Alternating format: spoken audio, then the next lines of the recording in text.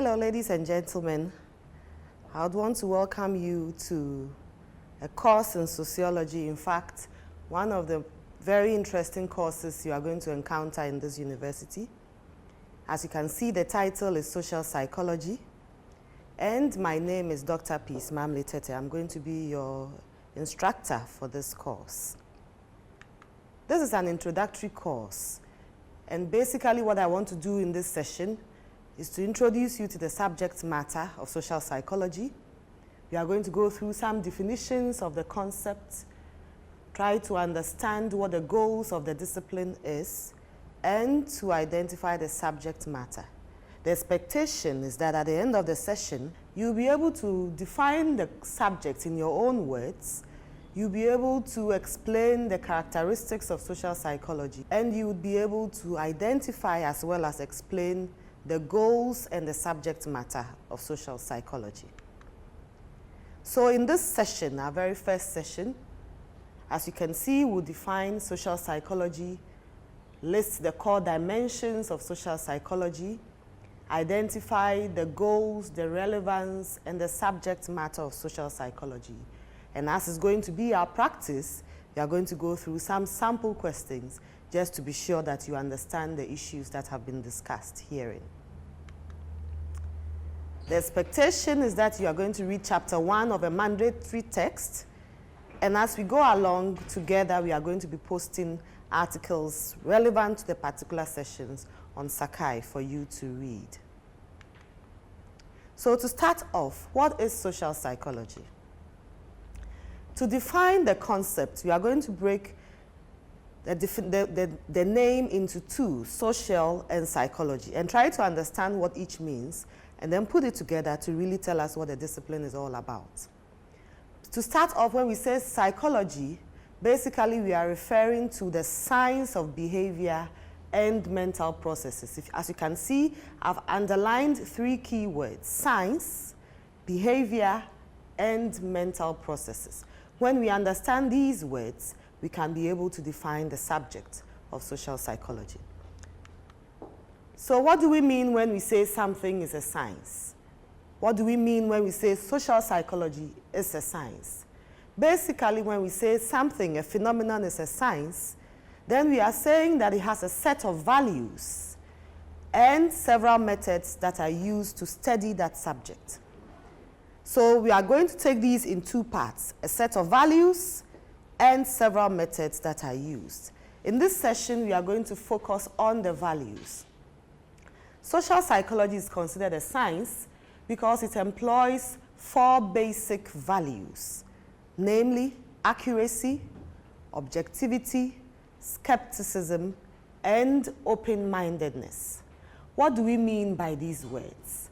When we say accuracy, a social psychologist is accurate, employs the value of accuracy. Simply what we are saying is that that person goes about researching human behavior in an accurate manner, in an exact, precise, correct manner.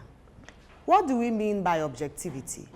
It means that as you go studying social phenomenon, you should put aside your bias, you should put aside your misconceptions or any preconceived notions.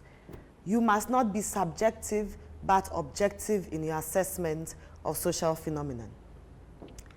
Then we talk of skepticism. Simply what it means is that as a social psychologist, you must have a critical questioning mind. You should not take things at face value.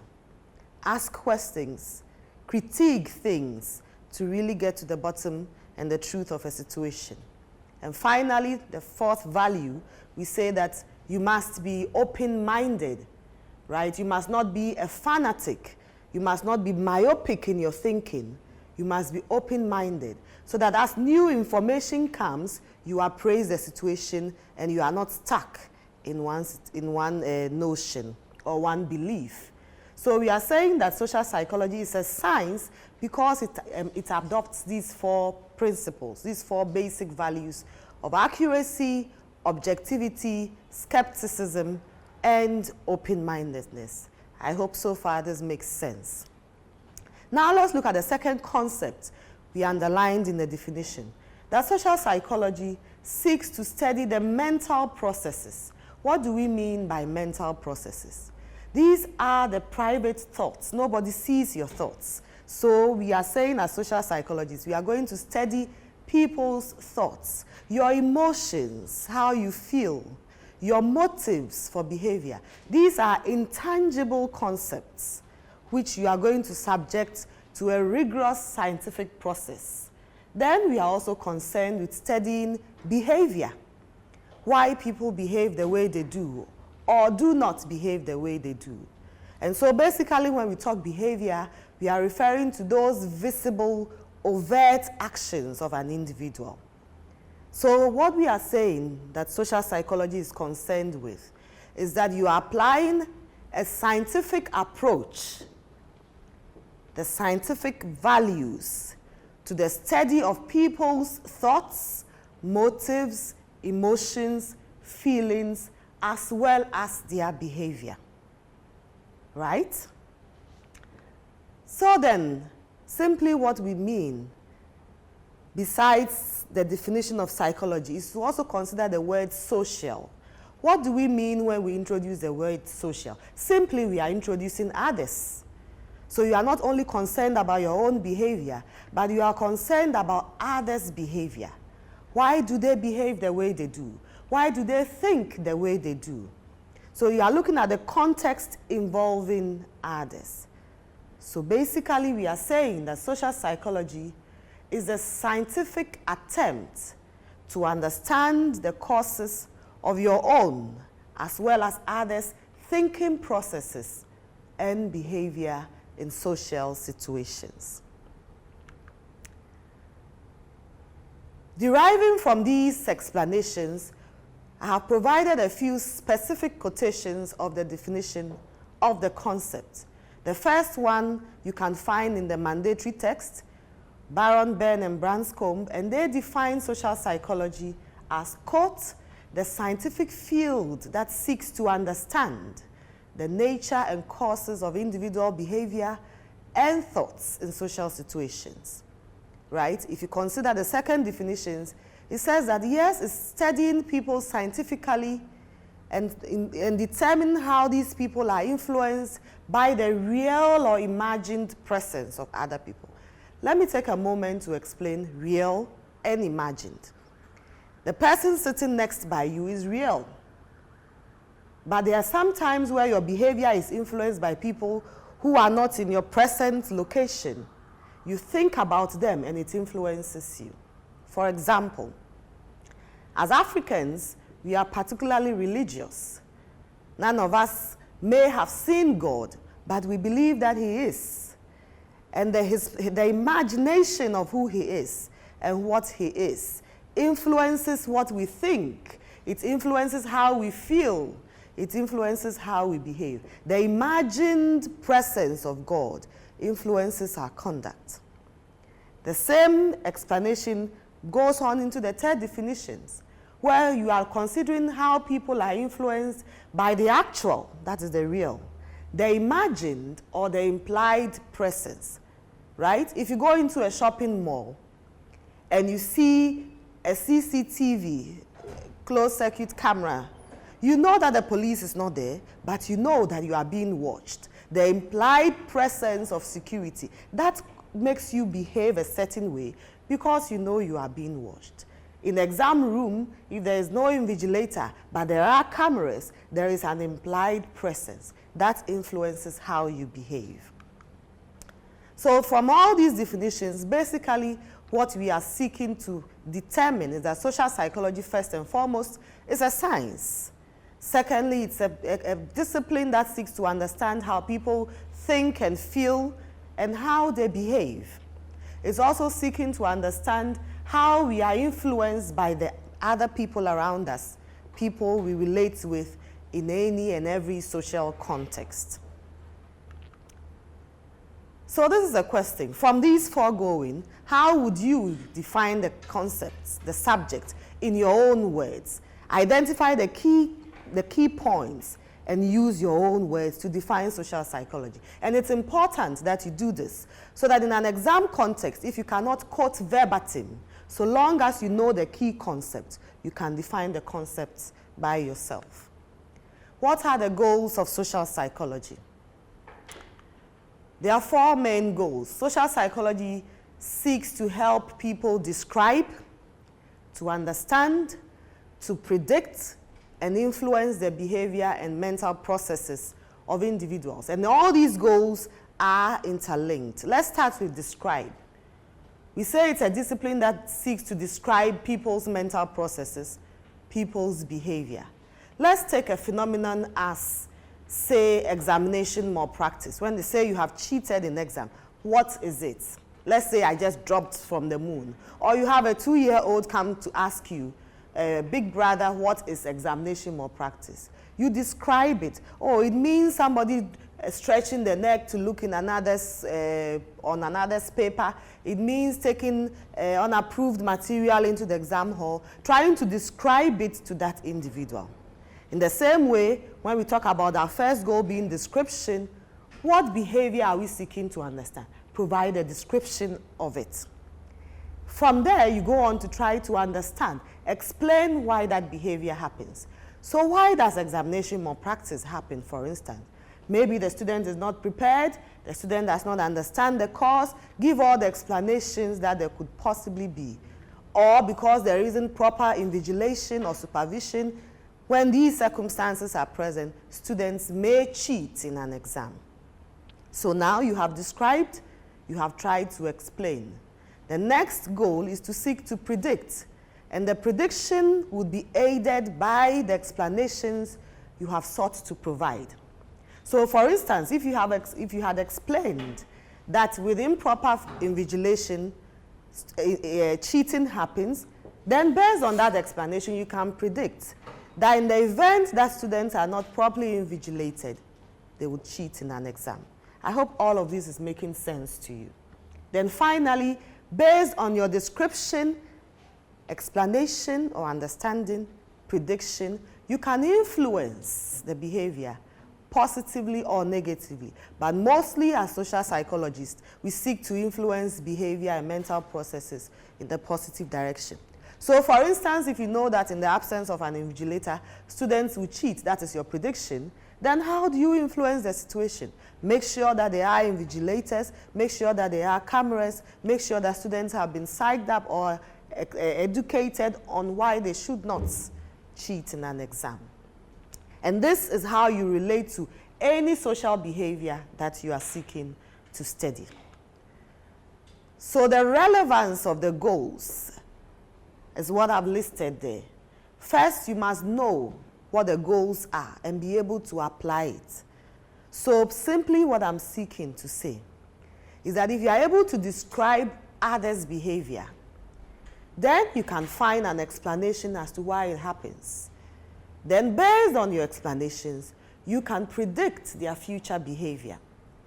And then if those behaviors are, for instance, negative, then you can ensure that they are kept. And if they are positive, you put in measures to ensure that those behaviors are promoted, right? So what's the subject matter of social psychology? We say that we are concerned about our own behavior, others' behavior in a social context. But despite this, we say that in social psychology, the subject matter is the individual. It is not society. In the second semester, we are going to continue this course as groups, organizations, and the individual. So even when we study group dynamics, we still emphasize that the subject matter is the individual. Because even in group context, it is the individual that thinks. It is the individual that feels. It is the individual that acts. Groups don't think. Groups do not feel, right? So it is that individual in that group context that is our focus. So I want you to leave this class, this session. If you forget anything I've said, remember that the course is about how people think, 1, how people feel, 2, and how people behave. Thinking, emotions, and behavior. Those are the three core mandates that we seek to study scientifically in social psychology. So generally, what are the factors that influence behavior? We are concerned about the things that influence people, the things that will make you think a certain way, feel a certain way, or act a certain way. Perhaps you are sitting here very happy. What is it that is making you happy? What are you thinking about that is making you happy, that will make you act a certain way? If you are sad, what are you thinking about that is making you feel sad, that is making you act a certain way? This is not an exhaustive list, but let's just go through some of the few factors that influence how people feel, think, and behave. The behavior of other people influences us. If you walked into a space and you said hello to somebody and the person does not respond to your greeting, I'm sure you'll be wondering why. Why? Is it because he didn't hear me? Or is it because he's ignoring me? Or is it because he's hard to hear? Why did the person behave that way towards me? So how others behave influence you. If you are driving and somebody just cuts ahead of you in traffic, how would you feel? The behavior of the other person would influence you. You are probably going to shake your head and say, oh, what's a bad driver? Or, as some people would do, you stick your head out of the window and throw out some words you probably shouldn't. Others influence you. They influence how you think, how you would feel, and how you behave. The characteristics of others also influence us. Imagine you sitting on a panel interviewing people for a job, and somebody walks up into the room, and I'm not saying this with any misgivings, but somebody walks up with dreadlocks, hair dirty, tattered. How would you immediately assess that person? How people look influences what we think of them. That person may be the most intelligent, best suited for the job, but just by the way they appear, you draw certain conclusions. You think a certain way about them, you feel a certain way, and your relationship, the way you act towards them, would be influenced by how they look. If you are sitting on a bus and a pregnant woman is standing, by how she looks, perhaps so close to delivery, you may offer your seats to her. The characteristics of others influence how we behave. We also say that biological factors influence the way we behave, the way we think. And this perhaps will be explained by the differences between men and women. There are different biological hormones that operate in men and women. And that is why when, for instance, women are getting towards their menstrual cycle, premenstrual symptoms, hormonal changes and imbalances can make women quite irritable. When they get to the age of menopause, the biological changes in the body can make them act a certain way. Culture also influences the way we think and feel. The Ghanaian is typically quite different from a British or an American, mainly because of our cultural backgrounds. Our culture influences how we think. For instance, in the Ghanaian context, of course, we are very cognizant of social change, but the expectation based on our socialization is that you would marry, is that you would have children. The cultural expectations, we are pro-natalist in orientation, right? So your cultural environment would influence the things you think about, it would influence your emotions, and it will influence your behavior, right? For instance, in Ghana, we say men don't cry. Men are not supposed to express how they feel. So in such a cultural context, a man who wants to express his emotions cannot do so because of the cultural influences. Then we talk of ecological factors. Imagine you being in a vehicle that is fully air-conditioned, as compared to one that has no air condition in the middle of traffic, in the heat, in the city of Accra. The differences in the environment influences you. In one context, you may be very relaxed. In another context, you may be quite irritable and feeling under pressure. Then finally, we talk of cognitive factors, cognitive processes. We are all different in our IQ levels, intelligent quotient levels. Some people are quite intelligent than others. The way you think about things, the way you process things, influence how you would feel and how you would behave. For instance, the earlier example I gave, if you met a colleague and said good morning to the person, and the person, you did not hear a response, there are two ways that you can process this. You can either say, oh, perhaps she didn't hear me. And if that is how you process it, then you may not feel offended. Then you would not think that next time when I see her, I would also not greet her. But if you process it in a way where you say that, oh, she just ignored me, then you would feel offended. And the next time when you see her, you also go past her. So how you process things influence how you think, how you feel, and how you behave. And this applies in all various contexts, in the home, in the workplace, in the street, anywhere you find yourself interacting with others. So basically what have we sought to do in this session? We've tried to understand what social psychology is. We've tried to explain what the goals are, what social psychologists seek to do, right? And basically we are trying to say that scientifically applying the values to study behavior, thoughts, emotions are relevant to understanding and interactions with others in any social context. And all of these thinking, emotions, and behavior are influenced by several factors: biological, social, cultural, and cognitive. Just to sum it up finally, you note that I said it's a scientific endeavor that uses values and methods. In our next session, we are going to start to address the methods, right? So I hope you enjoyed this session, and let's look forward to the next. Thank you.